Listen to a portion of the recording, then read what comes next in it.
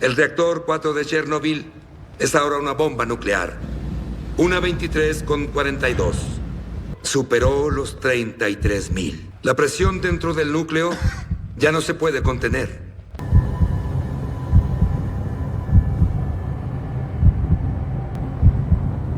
Nadie en la sala esa noche sabía que el botón de apagado puede actuar como un detonador.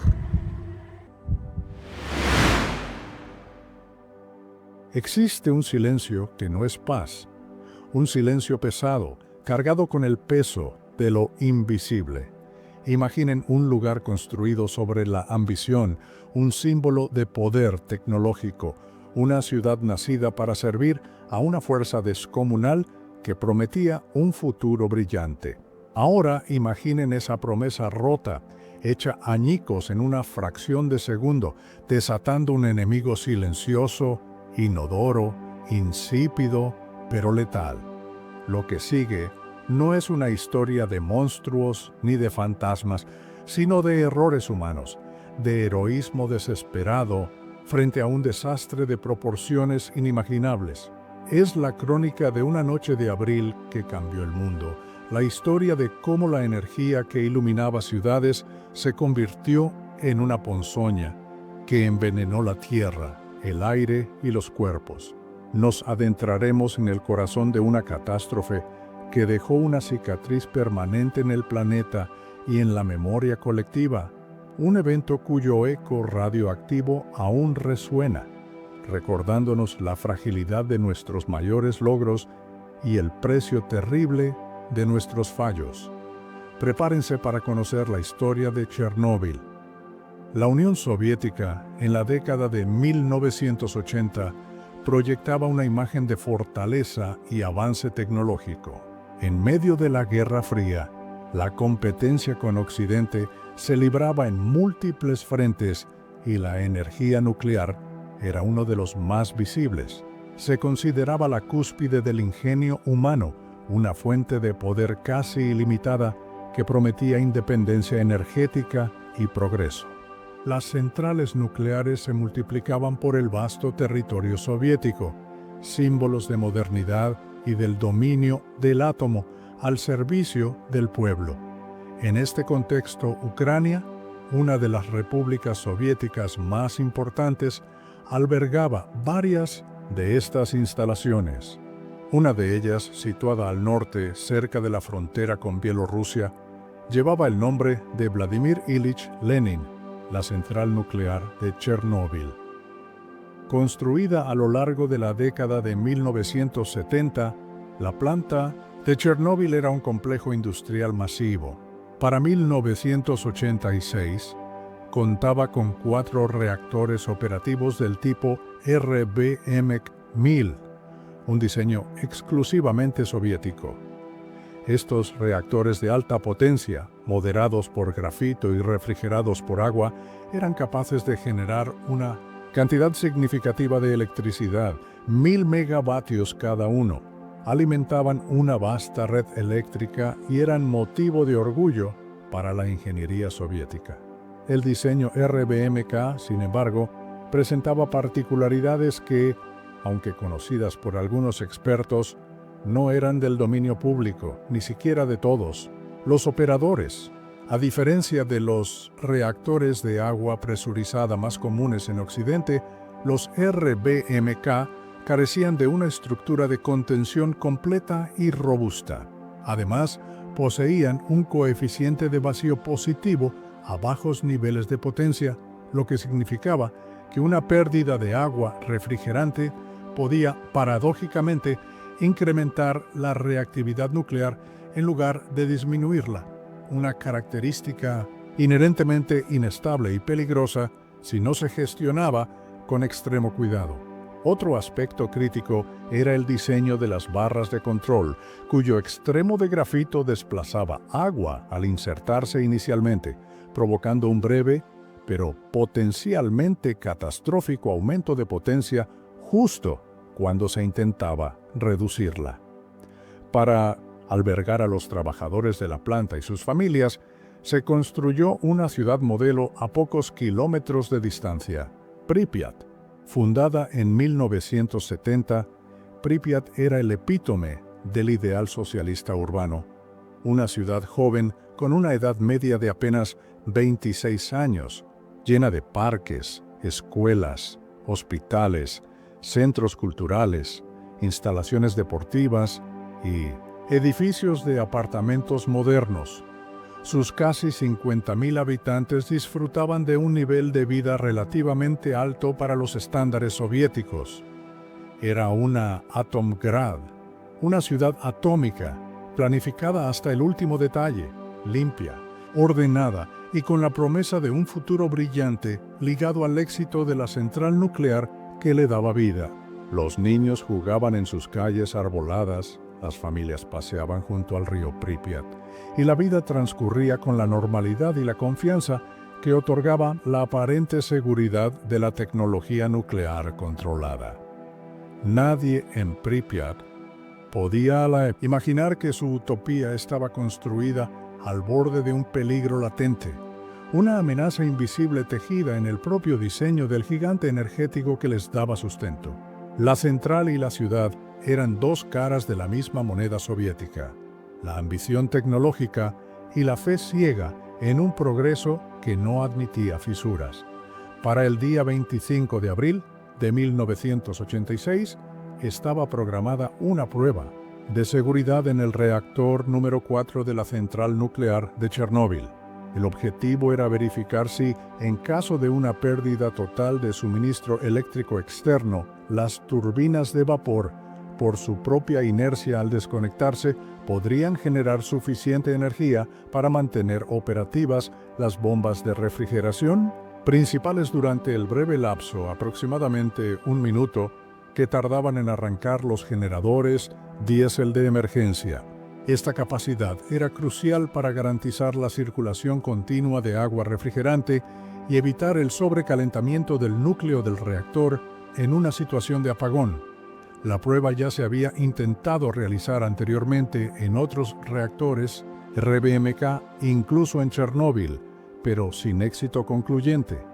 Esta vez debía llevarse a cabo antes de una parada programada del reactor 4 para mantenimiento rutinario. Sin embargo, el inicio de la prueba sufrió un retraso considerable.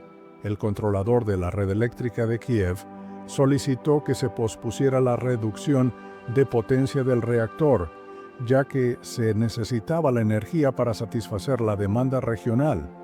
La operación, que debía comenzar durante el turno de día con personal experimentado y familiarizado con el procedimiento, se vio aplazada por casi 10 horas. Esto significó que la prueba recayó finalmente en el turno de noche, un equipo menos experimentado y, crucialmente, no preparado específicamente para ejecutar este complejo experimento. Anatoly Dyatlov, el ingeniero jefe adjunto de la planta, una figura autoritaria y exigente, estaba presente supervisando la operación, presionando al personal para completar la prueba, a pesar de las condiciones adversas y los retrasos. La reducción de potencia del reactor comenzó finalmente cerca de la medianoche. El procedimiento requería estabilizar el reactor a una potencia térmica de entre 700 y 1000 megavatios antes de iniciar la prueba real. Sin embargo, durante el proceso de reducción, la potencia cayó de forma inesperada y drástica, hasta unos 30 megavatios térmicos, un nivel extremadamente bajo y peligrosamente inestable para un RBMK. Esta caída se debió, en parte, a un fenómeno conocido como envenenamiento por xenón, un subproducto de la fisión nuclear que absorbe neutrones y tiende a acumularse a potencias bajas, dificultando el aumento posterior de la reacción. Llegar a este nivel tan bajo era una violación flagrante de los procedimientos de seguridad. Las normas operativas prohibían estrictamente operar el reactor RBMK a una potencia tan reducida debido a su inherente inestabilidad. Para intentar elevar la potencia y poder realizar la prueba, los operadores tomaron una serie de decisiones críticas y peligrosas contraviniendo múltiples reglas de seguridad. Extrajeron manualmente un número excesivo de barras de control del núcleo del reactor, muchas más de las permitidas por el reglamento. Las barras de control, hechas de carburo de boro, absorben neutrones y regulan la reacción nuclear. Al retirarlas, se aumenta la potencia. Sin embargo, retirar demasiadas dejaba al reactor en un estado muy vulnerable, con muy poca capacidad para frenar rápidamente la reacción si fuera necesario. El número mínimo de barras efectivas que debían permanecer insertadas, conocido como margen de reactividad operacional u ORM por sus siglas en inglés, era de 26 a 30. Durante los minutos previos a la catástrofe, este margen se redujo a menos de 8, posiblemente 6 o 7 barras efectivas.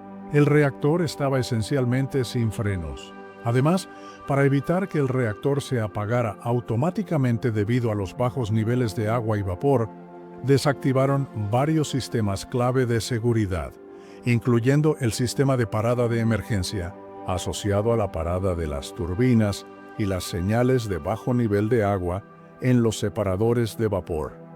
Creían que estas medidas eran necesarias para completar la prueba, pero en realidad estaban eliminando las salvaguardas diseñadas para prevenir exactamente el tipo de accidente que estaba a punto de ocurrir. El reactor se encontraba ahora en un estado extremadamente inestable, operando a baja potencia, con un margen de reactividad mínimo y con sistemas cruciales de seguridad desconectados. Era una configuración altamente peligrosa, una tormenta perfecta de condiciones propicias para el desastre, orquestada por una combinación de presión jerárquica, falta de preparación, una comprensión incompleta de la física del reactor en esas condiciones extremas y una cultura de seguridad deficiente que priorizaba la producción y el cumplimiento de planes por encima de la prudencia operativa. La cuenta atrás hacia la catástrofe había comenzado, aunque nadie en la sala de control era plenamente consciente de la magnitud del peligro que habían desatado. A la 1:23 de la madrugada del 26 de abril de 1986, se inició la prueba de seguridad en el reactor número 4. Se cerraron las válvulas de admisión de vapor a las turbinas para simular el corte de energía externo. La inercia de las turbinas comenzó a alimentar a 4 de las 8 bombas principales de circulación de agua refrigerante. A medida que las turbinas perdían velocidad, el flujo de agua a través del núcleo del reactor disminuyó. En un reactor RBMK, operando a baja potencia, esta reducción del flujo de agua refrigerante, que también actúa como absorbente de neutrones, provoca un aumento de la formación de vapor. Debido al coeficiente de vacío positivo del diseño RBMK, en estas condiciones, el aumento de vapor llevó a un rápido incremento de la reactividad nuclear y, por ende, de la potencia del reactor. La potencia comenzó a subir de forma exponencial. Los operadores en la sala de control, liderados por Leonid Toptunov y Alexander Akimov, bajo la supervisión de Anatoly Dyatlov, vieron las lecturas de potencia dispararse alarmantemente. A la 1:23 Akimov, el jefe de turno del bloque, presionó el botón AZ5, el botón de parada de emergencia. Esta acción debía insertar todas las barras de control, incluidas las que se habían retirado manualmente, en el núcleo del reactor para detener la reacción nuclear de inmediato. Sin embargo, aquí se manifestó la segunda falla crítica de diseño del RBMK. Las puntas de las barras de control eran de grafito. Al comenzar a insertarse las barras desde la parte superior, estas puntas de grafito desplazaron el agua refrigerante en la parte inferior del núcleo. El grafito absorbe menos neutrones que el agua. Este desplazamiento inicial provocó un aumento instantáneo y masivo de la reactividad precisamente en la zona inferior del reactor, justo cuando se intentaba desesperadamente apagarlo. Fue el golpe de gracia. En una fracción de segundo, la potencia del reactor se disparó a niveles inimaginables, posiblemente 100 veces su capacidad nominal. La enorme energía liberada vaporizó instantáneamente el agua refrigerante restante en los canales de combustible. La presión del vapor resultante fue tan colosal que rompió los tubos de presión que contenían el combustible nuclear. A la 1:23:47 aproximadamente, una primera y potente explosión de vapor destrozó la estructura interna del reactor. Segundos después, una segunda explosión de naturaleza aún debatida, posiblemente una explosión de hidrógeno generado por la reacción del vapor con el circonio de las vainas de combustible y el grafito al rojo vivo, o una explosión nuclear de bajo rendimiento, o una combinación de factores, voló por los aires la losa superior del reactor, una estructura de 2.000 toneladas de peso, y destruyó el techo y gran parte del edificio del reactor. La noche se iluminó con un resplandor siniestro. Trozos ardientes de grafito moderador, altamente radiactivos, junto con fragmentos del núcleo del reactor y combustible nuclear, fueron lanzados a gran altura y dispersados por los alrededores de la planta, incendiando los techos de los edificios adyacentes, incluyendo el techo bituminoso de la sala de turbinas del reactor 3. El núcleo del reactor quedó expuesto a la atmósfera, liberando una columna masiva de isótopos radiactivos: yodo 131, cesio 137, estroncio 90, plutonio y muchos otros. Una mezcla letal e invisible comenzó a dispersarse con el viento, iniciando la mayor liberación accidental de radiactividad en la historia de la energía nuclear. En la sala de control reinaba la confusión y la incredulidad. Los instrumentos se habían vuelto locos o estaban fuera de escala. Las paredes temblaban. Akimov y Toptunov permanecieron en sus puestos, intentando comprender lo sucedido y restablecer el flujo de agua al reactor, sin saber que el reactor ya no existía como tal. Dyatlov, inicialmente incrédulo, ordenó enviar personal a evaluar los daños, subestimando fatalmente la magnitud del desastre y los niveles de radiación mortales que ya impregnaban el aire. La catástrofe había ocurrido. El corazón nuclear de Chernóbil había estallado, y el mundo aún no lo sabía. En los instantes posteriores a las explosiones, el caos y la confusión se apoderaron de la central nuclear de Chernóbil. El edificio del reactor 4 era una ruina humeante.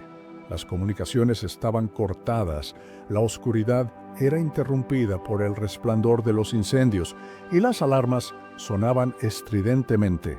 Los trabajadores que sobrevivieron al estallido inicial se encontraron en un escenario apocalíptico rodeados de escombros, vapor y un enemigo invisible, la radiación.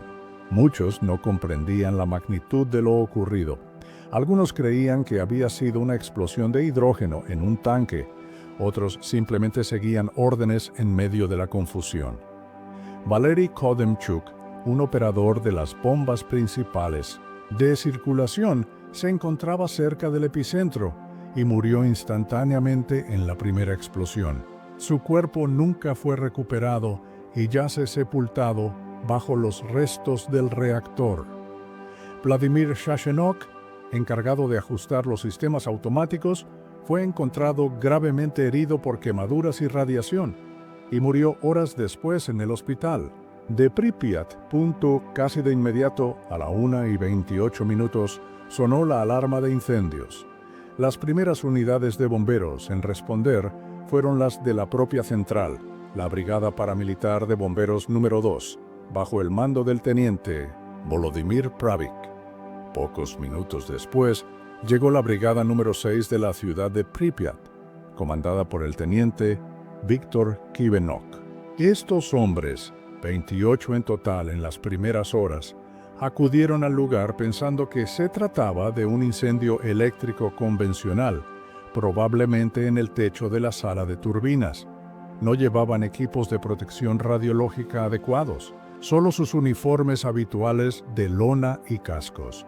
Ascendieron valientemente hacia los techos en llamas, especialmente el de la sala de turbinas contigua al reactor destruido y el techo del propio edificio del reactor 4, aunque este último estaba mayormente colapsado. Se enfrentaron a un infierno. No solo luchaban contra las llamas alimentadas por el betún ardiente del techo, sino que estaban siendo expuestos a niveles de radiación gamma extremadamente altos, cientos, incluso miles de veces superiores a la dosis letal. Caminaban sobre trozos de grafito del núcleo del reactor esparcidos por el techo, sin saber que cada uno de esos fragmentos era una fuente de radiación mortal. El aire mismo estaba cargado de partículas radiactivas. Pronto, los síntomas del síndrome de irradiación aguda comenzaron a manifestarse. Un sabor metálico en la boca, náuseas intensas, vómitos incontrolables, debilidad extrema, quemaduras visibles en la piel expuestas, conocidas como bronceado nuclear.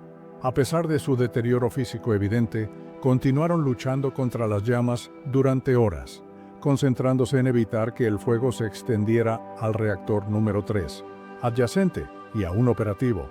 Su heroísmo indiscutible evitó un desastre potencialmente mayor, pero a un costo personal terrible. Hacia las 5 de la mañana, los principales focos de incendio externos habían sido controlados, pero la mayoría de estos primeros bomberos ya habían recibido dosis fatales de radiación. Pravik, Kivenoch y muchos de sus hombres morirían semanas después en hospitales de Moscú en una agonía atroz causada por la radiación. Mientras los bomberos combatían las llamas, dentro de lo que quedaba de la sala de control y otras áreas de la planta, los ingenieros y operadores intentaban desesperadamente comprender la situación y mitigar los daños. Alexander Akimov y Leonid Toptunov, a pesar de sentirse cada vez peor por la radiación, permanecieron en sus puestos, intentando bombear agua al supuesto reactor para enfriarlo, sin saber que la estructura estaba destruida y sus esfuerzos eran inútiles, probablemente exacerbando la contaminación al interactuar el agua con los restos del núcleo. Otros trabajadores fueron enviados a realizar reconocimientos visuales o a intentar abrir manualmente válvulas de agua, exponiéndose a campos de radiación letales en los pasillos y salas destrozadas cerca del reactor. Anatoly Dyatlov, aunque también afectado por la radiación, seguía insistiendo en que el reactor estaba intacto y que la prioridad era suministrarle agua. La dirección de la central, incluyendo al director Víctor Priukhanov y al ingeniero jefe Nikolai Fomin, llegó al lugar en las primeras horas. Inicialmente recibieron informes contradictorios y subestimaron gravemente la situación. Informaron a Moscú de un accidente, un incendio, pero minimizaron la destrucción del reactor y los niveles de radiación. Esta negación inicial, producto en parte de la falta de información fiable, del shock y quizás del miedo a las repercusiones, retrasó fatalmente la toma de decisiones cruciales, como la evacuación de la cercana ciudad de Pripyat. Los dosímetros disponibles en la planta tenían un rango limitado, muchos simplemente marcaban fuera de escala, lo que dificultaba medir la verdadera magnitud del peligro radiactivo. Solo cuando llegaron equipos con dosímetros de mayor rango, se empezó a comprender la aterradora realidad. Los niveles de radiación en algunas zonas eran tan altos que podían matar a una persona en cuestión de minutos. La noche del 26 de abril de 1986 no solo fue testigo de una catástrofe tecnológica, sino también del inicio de una lucha desesperada contra un enemigo invisible y de un patrón de negación y desinformación que marcaría las primeras etapas de la respuesta al desastre. A pesar de la evidencia catastrófica en la planta, la magnitud real del desastre de Chernóbil tardó en ser reconocida por las autoridades soviéticas, tanto a nivel local como en Moscú. Durante las primeras horas cruciales después de las explosiones, prevaleció una mezcla de incredulidad, confusión y un arraigado secretismo. Los informes iniciales enviados por Viktor Bryukhanov, director de la planta, a sus superiores en Moscú, minimizaron deliberadamente la gravedad del incidente. Habló de un incendio y daños en el edificio del reactor, pero insistió en que el núcleo del reactor estaba intacto y que la situación radiológica estaba bajo control. Afirmaciones que eran trágicamente falsas. Esta desinformación inicial, motivada en parte por el shock y el miedo a las consecuencias personales y políticas, tuvo efectos devastadores. Mientras tanto, en la cercana ciudad de Pripyat, la vida continuaba con una extraña normalidad durante la mañana del sábado 26 de abril. El sol brillaba, los niños salían a jugar, se celebraban bodas. Aunque algunos residentes habían oído las explosiones durante la noche o visto el resplandor en la dirección de la planta y circulaban rumores, no hubo ninguna advertencia oficial ni información sobre el peligro. La gente respiraba aire, cargado de partículas radiactivas invisibles. Los niños jugaban en arena contaminada sin saber que estaban siendo expuestos a niveles peligrosos de radiación. Las autoridades locales, esperando instrucciones de Moscú y basándose en los informes tranquilizadores iniciales de la planta, dudaron en tomar medidas drásticas como la evacuación. Se estableció un bloqueo de carreteras alrededor de la ciudad, pero no se informó a la población del motivo real. La verdad comenzó a abrirse paso gradualmente. Las mediciones de radiación realizadas por especialistas militares y civiles que llegaron al lugar confirmaron niveles alarmantemente altos, no solo en la planta, sino también en Pripyat y sus alrededores. El viento transportaba la pluma radiactiva hacia el noroeste, contaminando vastas áreas de Bielorrusia y más allá. Fue precisamente la detección de niveles anormales de radiactividad en la central nuclear de Forsmark, en Suecia, a más de 10.000 kilómetros de distancia, en la mañana del lunes 28 de abril, lo que alertó al mundo exterior de que un grave accidente nuclear había ocurrido en algún lugar de la Unión Soviética. Ante la creciente evidencia interna y la presión internacional incipiente, las autoridades soviéticas no pudieron seguir ocultando la verdad por mucho tiempo. Finalmente, el domingo 27 de abril, más de 36 horas después de las explosiones, se tomó la decisión de evacuar a los casi 50.000 habitantes de Pripyat. El anuncio se hizo por radio al mediodía, instruyendo a los residentes a prepararse para una evacuación temporal de 3 días. Se les dijo que llevaran solo lo esencial: documentos, algo de ropa y comida. Se les aseguró que volverían pronto. Cientos de autobuses, requisados de Kiev y otras regiones, llegaron a la ciudad. La evacuación comenzó a las 2 de la tarde y se completó en unas pocas horas, de manera relativamente ordenada, pero cargada de ansiedad e incertidumbre. Los residentes dejaron atrás sus hogares, sus pertenencias, sus mascotas, sin saber que nunca regresarían. Pripyat se convirtió de la noche a la mañana en una ciudad fantasma, un símbolo congelado en el tiempo de la vida truncada por la catástrofe nuclear. En los días y semanas siguientes, la zona de exclusión alrededor de la planta se fue ampliando progresivamente a medida que se comprendía mejor la extensión de la contaminación radiactiva. Se estableció inicialmente un radio de 10 kilómetros, Luego se amplió a 30 kilómetros, abarcando una superficie de unos 2.600 kilómetros cuadrados. Decenas de miles de personas más tuvieron que ser evacuadas de pueblos y aldeas dentro de esta zona ampliada, tanto en Ucrania como en la vecina Bielorrusia, que recibió cerca del 70% de la lluvia radiactiva. La evacuación fue un proceso traumático y disruptivo, desarraigando a comunidades enteras de sus hogares ancestrales, separando familias y dejando un legado de pérdida y desplazamiento. La respuesta inicial, marcada por el secretismo y la demora, agravó el sufrimiento humano y la exposición a la radiación de la población civil, una consecuencia directa de un sistema que priorizaba la imagen del Estado sobre la seguridad y el bienestar de sus ciudadanos. Una vez controlados, los incendios iniciales en el edificio del reactor 4 y sus alrededores, la prioridad se centró en contener la masiva liberación de material radiactivo desde el núcleo expuesto y evitar que la catástrofe empeorara aún más. Esta tarea hercúlea recayó sobre los hombros de cientos de miles de personas que llegaron a ser conocidas colectivamente como liquidadores.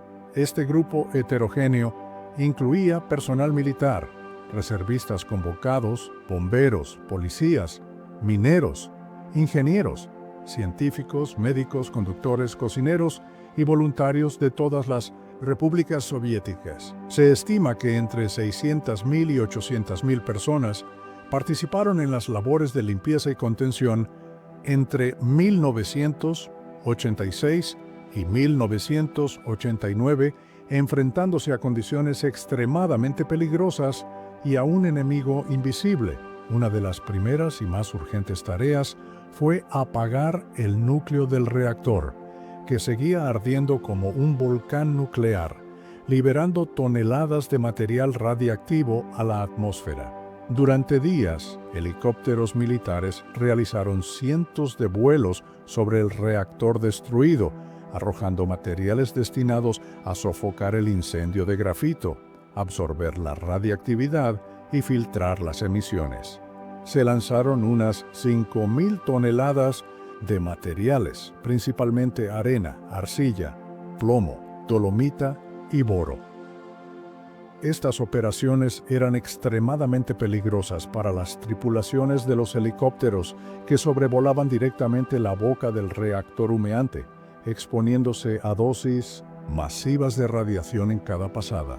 Muchos de estos pilotos sufrieron graves problemas de salud posteriormente, aunque la eficacia de esta mezcla para extinguir el fuego del grafito es debatida, sí contribuyó a reducir la emisión de aerosoles radiactivos. Otra amenaza crítica surgió al comprender que el material fundido del núcleo del reactor, una masa incandescente similar a la lava llamada corium, estaba derritiendo el suelo de hormigón debajo del reactor. Existía el temor real de que esta masa fundida pudiera alcanzar las piscinas de supresión de vapor ubicadas debajo del reactor, que aún contenían grandes cantidades de agua utilizada en los esfuerzos iniciales de extinción de incendios. El contacto del corium con el agua habría provocado una segunda explosión de vapor mucho más potente que la inicial, con consecuencias inimaginables. Podría haber destruido los 3 reactores restantes de la planta, liberado una cantidad de radiactividad catastrófica y contaminado gran parte de Europa. Para evitar este escenario apocalíptico, se emprendieron 2 acciones heroicas. Primero, 3 hombres, los ingenieros Alexei Ananenko y Valery Bespalov, junto con el supervisor de turno Boris Baranov, se ofrecieron voluntarios para una misión suicida: vadear por los sótanos inundados y radiactivos debajo del reactor para encontrar y abrir manualmente las válvulas de desagüe de las piscinas. Equipados con trajes de buceo y conscientes del riesgo mortal, lograron abrir las válvulas, drenando el agua y eliminando la amenaza de la explosión de vapor. sorprendentemente, los 3 sobrevivieron a la misión, aunque recibieron dosis significativas de radiación. Segundo, se movilizó a miles de mineros, principalmente de la cuenca del Donbass y de Tula, para excavar un túnel de 150 metros de longitud por debajo de la losa de cimentación del reactor 4. El objetivo era crear un espacio para instalar un sistema de refrigeración con nitrógeno líquido y evitar que el corium fundido penetrara en el subsuelo y contaminara las aguas subterráneas. Los mineros trabajaron en condiciones de calor extremo y altos niveles de radiación, a menudo sin la protección adecuada, durante más de un mes para completar el túnel. Aunque el sistema de refrigeración finalmente no se consideró necesario, la losa de hormigón que instalaron ayudó a estabilizar los cimientos. Paralelamente, se llevó a cabo una vasta operación de descontaminación en la zona de exclusión. Equipos de liquidadores, a menudo soldados jóvenes o reservistas, se encargaron de tareas increíblemente peligrosas. Lavaron edificios y calles, talaron y enterraron bosques enteros contaminados, como el famoso Bosque Rojo, llamado así por el color que adquirieron los pinos al morir por la radiación. Una de las tareas más peligrosas fue la limpieza de los escombros altamente radiactivos, incluyendo los trozos de grafito y combustible nuclear, esparcidos por los techos de la planta, especialmente el techo de la sala de turbinas y los restos del edificio del reactor 3. Inicialmente se intentó usar robots y vehículos teledirigidos de fabricación soviética y extranjera, pero los altísimos niveles de radiación frieron rápidamente sus componentes electrónicos. Al final, la tarea tuvo que ser realizada por seres humanos, los llamados biorobots, soldados equipados con rudimentarios trajes de protección de plomo, a menudo hechos a mano, subían a los techos por turnos muy cortos, de apenas unos segundos o minutos, para palear los escombros mortales y arrojarlos a las ruinas del reactor 4. Cada palada significaba exponerse a dosis de radiación que excedían con creces los límites anuales permitidos. Estas imágenes de hombres corriendo sobre los techos radiactivos se convirtieron en uno de los símbolos más impactantes del sacrificio de los liquidadores. La culminación de los esfuerzos de contención inmediata fue la construcción del sarcófago, oficialmente llamado Objeto Refugio. Esta gigantesca estructura de acero y hormigón se erigió sobre las ruinas del reactor 4 para confinar los restos radiactivos y evitar nuevas emisiones a la atmósfera. La construcción, realizada en condiciones extremadamente difíciles y peligrosas debido a la radiación, se completó en un tiempo récord de 206 días, finalizando en noviembre de 1986. Fue una proeza de la ingeniería y la logística, pero se construyó apresuradamente y con limitaciones significativas. Se diseñó para tener una vida útil de solo 20 o 30 años y su estabilidad estructural siempre fue una preocupación.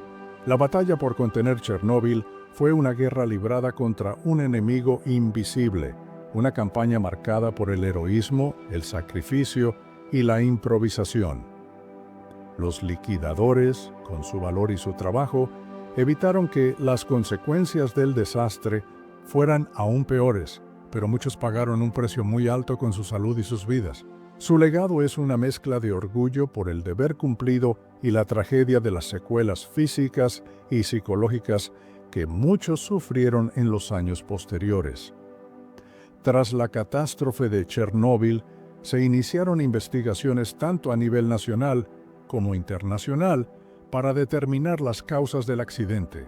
La primera investigación oficial fue llevada a cabo por las autoridades soviéticas y sus conclusiones se presentaron en una conferencia del Organismo Internacional de Energía Atómica, el OIEA, en Viena, en agosto de 1986.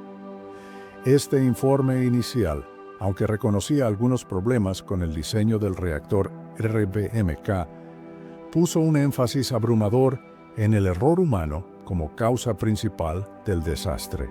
Se culpó directamente a los operadores de la planta por haber violado flagrantemente múltiples procedimientos operativos y de seguridad, por haber desactivado sistemas cruciales de protección y por haber llevado al reactor a un estado de funcionamiento inherentemente inestable y prohibido durante la realización de la prueba de seguridad. Figuras clave como el director Viktor Bryukhanov, el ingeniero jefe Nikolai Fomin y el ingeniero jefe adjunto Anatoly Dyatlov fueron señalados como los principales responsables. En 1987 fueron juzgados junto con otros 3 funcionarios. Bryukhanov, Fomin y Dyatlov fueron declarados culpables de negligencia grave y condenados a 10 años en campos de trabajo.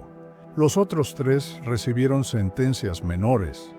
Este enfoque en la culpabilidad individual sirvió en parte para desviar la atención de las fallas sistémicas más profundas dentro de la industria nuclear soviética y, sobre todo, de los defectos inherentes al diseño del reactor RBMK.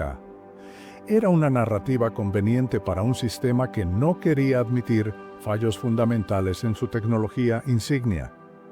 Sin embargo, a medida que más información salía a la luz, especialmente tras la política de Glasnost impulsada por Mikhail Gorbachev y con análisis más detallados por parte de expertos internacionales y científicos soviéticos disidentes, surgió una imagen más compleja y matizada de las causas del accidente. En 1992, un nuevo informe del Grupo Asesor de Seguridad Nuclear del OIEA, conocido como INSAG-7, revisó las conclusiones iniciales del informe INSAG 1 de 1986. Si bien el nuevo informe seguía reconociendo que las acciones de los operadores contribuyeron significativamente al accidente, también otorgó un peso mucho mayor a las graves deficiencias en el diseño del reactor RBMK y a la deficiente cultura de seguridad que prevalecía. En la industria nuclear soviética se identificaron varios defectos de diseño críticos como factores causales fundamentales. El más importante fue el coeficiente de vacío positivo a bajos niveles de potencia.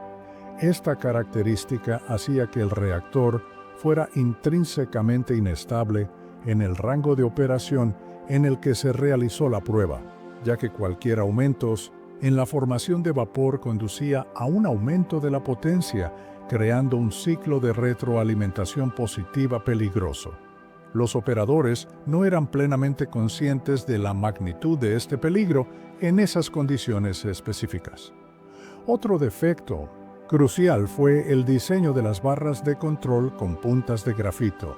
La inserción de estas barras durante la parada de emergencia AZ5, lejos de detener la reacción, provocó un pico masivo de potencia en la parte inferior del núcleo, el detonante final de las explosiones. Este efecto era conocido por los diseñadores del reactor, pero esta información vital no se había comunicado adecuadamente a los operadores de las plantas. Además, el reactor RBMK carecía de una estructura de contención robusta como la que tenían la mayoría de los reactores occidentales, lo que permitió que la explosión liberara directamente material radiactivo a la atmósfera. El informe INSAG-7 también criticó la cultura de seguridad de la época, caracterizada por una comunicación insuficiente entre diseñadores, operadores y reguladores, una falta de énfasis en la seguridad en comparación con el cumplimiento de los objetivos de producción, y una formación inadecuada de los operadores sobre la física del reactor en regímenes operativos inusuales. Se concluyó que el accidente no fue causado únicamente por errores humanos o únicamente por fallos de diseño, sino por una trágica combinación de ambos factores, exacerbada por un entorno operativo y una cultura institucional que no priorizaban adecuadamente la seguridad nuclear. Los operadores tomaron decisiones erróneas y violaron procedimientos, pero lo hicieron operando una máquina con fallos de diseño ocultos y peligrosos, y dentro de un sistema que no les proporcionó la información, la formación ni el marco de seguridad necesarios para evitar la catástrofe. La responsabilidad, por tanto, era compartida y sistémica, y no recaía únicamente en los individuos que estaban en la sala de control aquella fatídica noche. Esta comprensión más profunda de las causas llevó a importantes modificaciones de seguridad en los reactores RBMK restantes y a una reevaluación global de las prácticas de seguridad nuclear. Las consecuencias del accidente de Chernóbil fueron devastadoras y de largo alcance, afectando la salud humana, el medio ambiente, la sociedad y la política a una escala sin precedentes. Inmediatamente después del accidente, los efectos sobre la salud fueron más agudos entre el personal de la planta y los primeros respondedores, especialmente los bomberos, que estuvieron expuestos a niveles extremadamente altos de radiación. 134 de ellos fueron diagnosticados con síndrome de irradiación aguda, SIA, una enfermedad grave causada por la exposición a altas dosis de radiación ionizante en un corto periodo de tiempo. Los síntomas incluyen náuseas, vómitos, fatiga, pérdida de cabello, quemaduras en la piel, daño a la médula ósea, fallo de órganos y, en casos severos, la muerte. De estos 134 casos confirmados de SIA, 28 personas, en su mayoría bomberos y empleados de la planta, murieron en los primeros 4 meses posteriores al accidente debido a la radiación o a quemaduras térmicas combinadas con la radiación. 2 personas más murieron en el momento de las explosiones y una por trombosis coronaria. Estas 31 muertes son las únicas directamente atribuidas a la exposición aguda a la radiación del accidente en el corto plazo. Sin embargo, las consecuencias a largo plazo para la salud han sido objeto de un debate considerable y estudio continuo. La principal preocupación ha sido el aumento del riesgo de cáncer debido a la exposición a la radiación de nivel bajo a moderado recibida por los liquidadores, los evacuados y los residentes de las zonas contaminadas. El efecto más claramente documentado y menos controvertido es un aumento significativo en la incidencia de cáncer de tiroides, especialmente entre aquellos que eran niños o adolescentes en el momento del accidente y vivían en las áreas más contaminadas de Bielorrusia, Ucrania y Rusia. Esto se debió principalmente a la inhalación o ingestión de yodo 131 radiactivo, que se concentra en la glándula tiroides. Se han diagnosticado miles de casos de cáncer de tiroides en esta cohorte que son atribuibles a Chernóbil. Afortunadamente, con un diagnóstico temprano y tratamiento adecuado, la tasa de supervivencia para este tipo de cáncer es generalmente alta. El impacto en otros tipos de cáncer, como la leucemia, y en otras condiciones de salud, es más difícil de cuantificar y sigue siendo objeto de investigación y debate científico.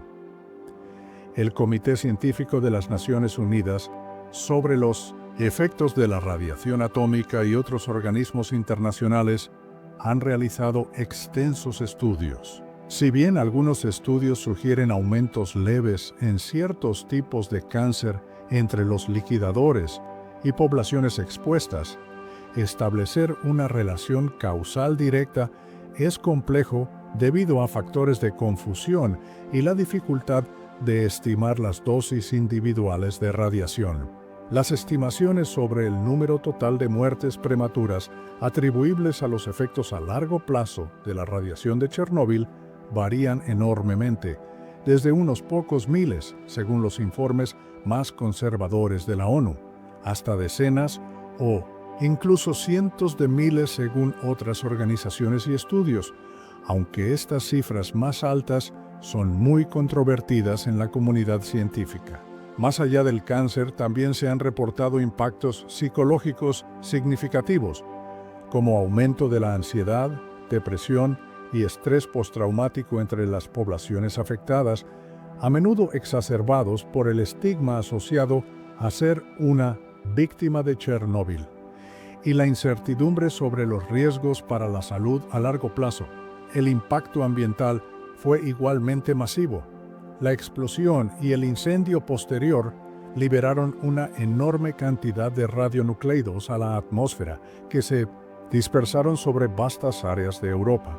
Bielorrusia, Ucrania y Rusia Occidental fueron las regiones más afectadas, con aproximadamente 200.000 kilómetros cuadrados de tierra contaminados significativamente con cesio-137 y estroncio-90, isótopos con vidas medias largas de alrededor de 30 años.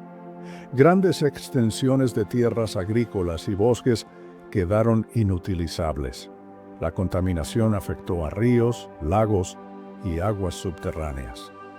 El ganado tuvo que ser sacrificado masivamente. Productos agrícolas como la leche, la carne y las bayas silvestres mostraron niveles elevados de radiactividad durante años. El bosque rojo, un área de pinos cercana a la planta, murió rápidamente debido a las altas dosis de radiación, aunque la vegetación ha vuelto a crecer desde entonces. La creación de la zona de exclusión de 30 kilómetros alrededor de la planta, un área evacuada y de acceso restringido, tuvo un efecto inesperado. En ausencia de actividad humana significativa, la naturaleza ha recolonizado la zona. La vida silvestre, incluyendo especies raras y en peligro de extinción como lobos, osos, linces, alces y caballos de Przewalski reintroducidos, ha prosperado, convirtiendo la zona en una especie de reserva natural única, aunque los efectos a largo plazo de la radiación crónica en estos ecosistemas aún no se comprenden completamente. Las consecuencias sociales y políticas fueron también profundas.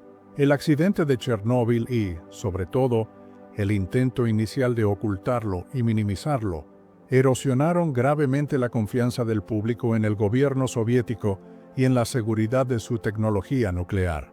Se considera que el desastre contribuyó a acelerar la política de glasnost de Gorbachov, ya que la necesidad de transparencia se hizo evidente. También alimentó el sentimiento nacionalista en Ucrania y Bielorrusia, que sufrieron la mayor parte de las consecuencias. El enorme costo económico de la limpieza, la reubicación de cientos de miles de personas, la atención médica a largo plazo y la pérdida de tierras agrícolas supuso una carga adicional para la ya debilitada economía soviética, contribuyendo potencialmente a su colapso final en 1991. A nivel internacional, Chernóbil provocó una reevaluación global de la seguridad nuclear, conduciendo a mejoras en el diseño de reactores, procedimientos operativos y cooperación internacional en materia de seguridad y respuesta a emergencias nucleares. Chernóbil dejó una cicatriz imborrable en el paisaje, en la salud de miles de personas y en la psique colectiva, un recordatorio sombrío de los peligros potenciales de la energía nuclear cuando no se maneja con el máximo cuidado y transparencia. El legado de Chernóbil perdura décadas después del accidente, manifestándose en la continua gestión de la zona contaminada, en la memoria colectiva y en las lecciones aprendidas para la seguridad nuclear global. El sarcófago original, construido apresuradamente en 1986 sobre el reactor 4 destruido, nunca fue concebido como una solución permanente. Con el tiempo, su estructura se deterioró debido a la radiación, las condiciones climáticas extremas y la propia inestabilidad de los materiales que contenía. Existía el riesgo de colapso, lo que podría liberar nuevamente grandes cantidades de polvo radiactivo. Además, el sarcófago no era completamente hermético y el agua de lluvia se filtraba en su interior, interactuando con los restos del núcleo y creando residuos líquidos radiactivos, además de aumentar la corrosión. Para abordar estos problemas y garantizar el confinamiento seguro a largo plazo de los restos del reactor, se emprendió un ambicioso proyecto internacional, la construcción del nuevo confinamiento seguro, NCS, también conocido como el ARCA. Se trata de una gigantesca estructura arqueada de acero, la estructura terrestre móvil más grande jamás, construida con 108 metros de alto, 162 metros de largo y un vano de 257 metros. Diseñada para durar al menos 100 años, el arca fue construida en una zona segura cerca del reactor y luego deslizada sobre rieles para cubrir completamente el sarcófago original y el reactor 4. Este proceso se completó en noviembre de 2016.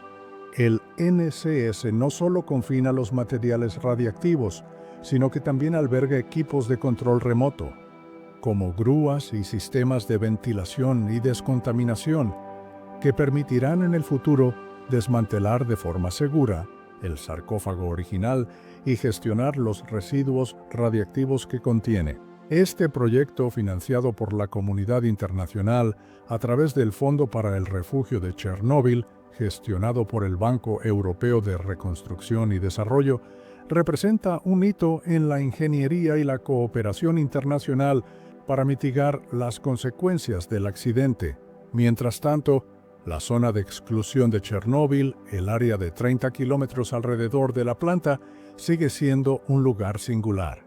Aunque Pripyat y decenas de pueblos permanecen abandonados, congelados en el tiempo de 1986, la zona no está muerta. Varios miles de trabajadores siguen empleados en la planta de Chernóbil, que finalmente cesó por completo la generación de electricidad en el año 2000 con el cierre del último reactor operativo, el número 3.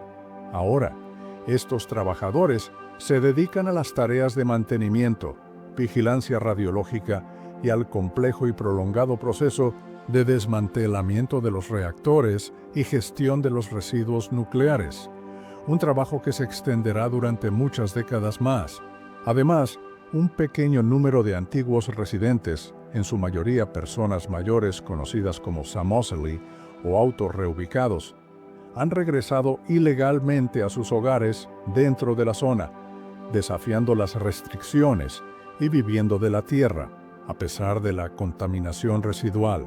En las últimas décadas, la zona de exclusión también se ha convertido en un destino inesperado para el turismo, conocido como turismo oscuro o turismo de catástrofes.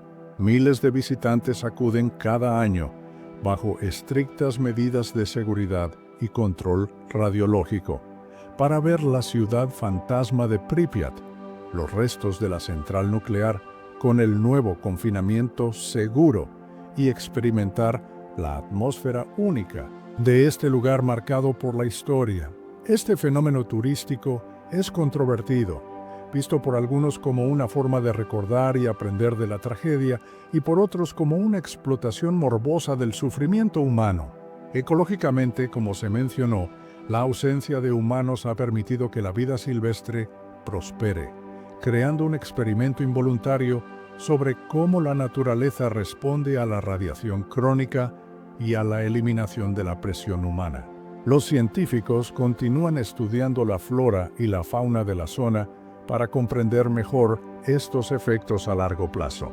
A nivel global, Chernóbil transformó radicalmente la percepción pública de la energía nuclear y condujo a mejoras significativas en la seguridad.